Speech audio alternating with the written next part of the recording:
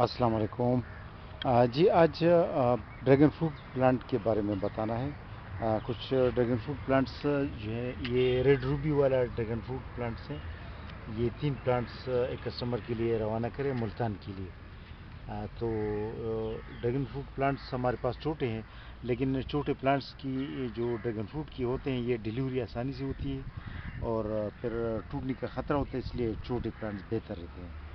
اور کچھ کٹنگز ان کے لیے بھی روانہ کر رہے ہیں۔ یہ ویپنگ ویلو کا شیڈڈ ٹری والا پلانٹ ہے، اور یہ ایک کسٹمر کے لیے سبزی کی جو پنیریاں ہیں یہ روانہ کر رہے ہیں۔ اس شاپر میں ہے سبزی کی پنیریاں۔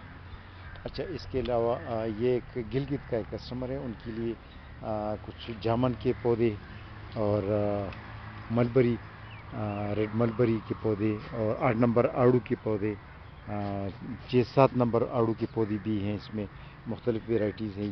یہ جو ہے املی کا پلانٹ ہے، 2 املی کی پلانٹس ہے بڑے سائز کی، تقریباً 4 فٹ اس کی ہائٹ ہوگی۔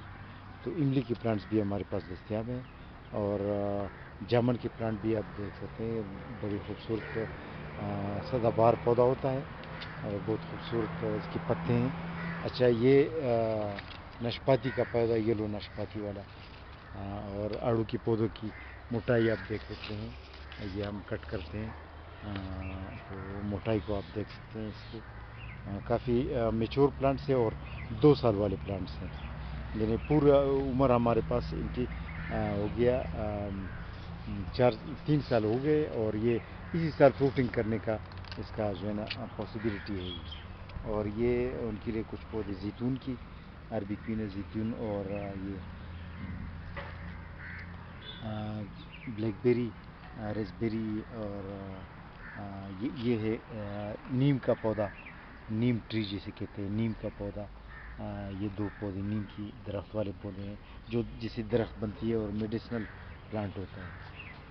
اور یہ لوکاٹ کے پودے کچھ، یہ جو ہے 50 پودے جو ہیں دیسی آڑو کی روانہ کر رہے ہیں بہول پور کے لیے۔ یہ ہم نے کٹ بھی کیا ہے، لمبے پودے ہوتے ہیں یہ دیسی آڑو کے پودے، اس میں گرافٹنگ ہوتی ہے، پھر اپنے حساب سے پھر کسٹمر گرافٹنگ کر سکتا ہے اس میں۔